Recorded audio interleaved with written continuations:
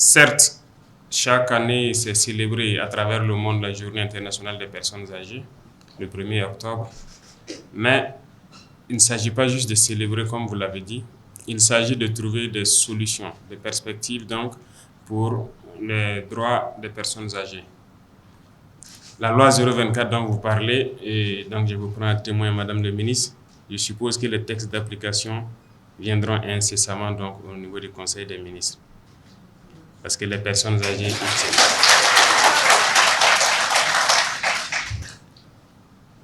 Par-delà cela, donc, je pense que, comme je disais, le ministre de la Santé et le ministre chargé de la Protection sociale sont là.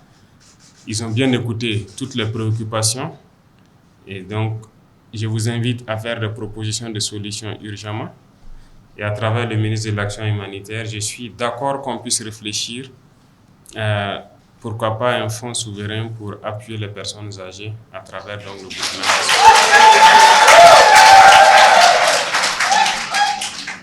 Parce que c'est une question assez cruciale et je puis vous assurer que sur le volet productif, en tout cas d'autres personnes pourront dire autre chose. Ce n'est pas seulement les domaines que vous avez cités, je vais vous surprendre.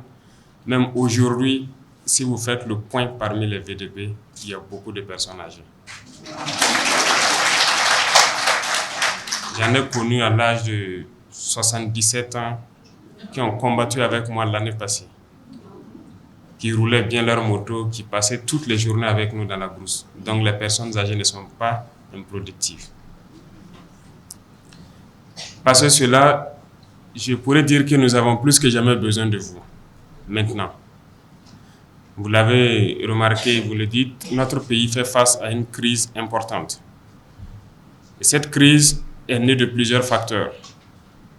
Nous l'avons longtemps dit que sûrement la corruption, l'injustice peuvent être à la clé donc, de conflits.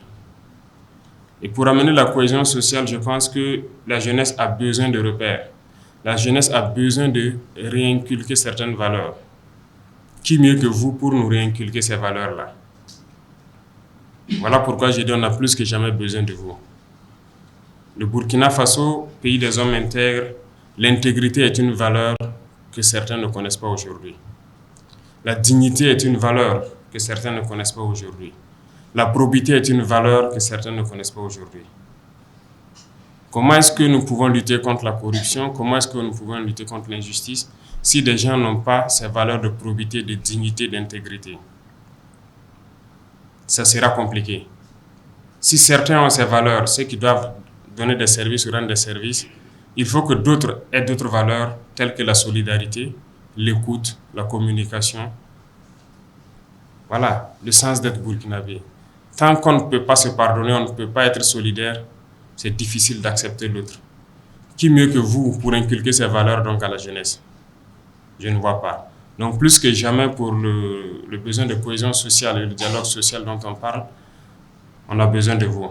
Et je pense que c'est le moment de reprendre ce rôle, de nous inculquer ces valeurs-là à la jeunesse et que les gens puissent grandir, comprendre ce que c'est que la dignité, la probité, l'intégrité, surtout la solidarité et le pardon, qui sont très importants pour nous. L'instauration des tribunaux coutumiers. Je vous le dis ouvertement, et c'est une des réformes à faire et on va prendre ça en compte, parce que tous les conflits entre des individus ne se règlent pas forcément devant donc, les textes occidentaux. On a besoin de ces tribunaux coutumiers pour que les gens puissent dialoguer et puissent se pardonner. Certains problèmes ou certaines fautes peuvent se résoudre à travers ces coutumiers-là. Nous n'avons pas besoin forcément de créer plus de frustration, plus de problèmes pour des choses peut-être mineures. Donc nous y avons pensé et nous allons prendre ça en compte également dans nos réformes à venir. C'est juste en tout cas vous interpeller qu'on a plus que jamais besoin de vous. On a besoin de vous pour pouvoir vieillir aussi comme vous.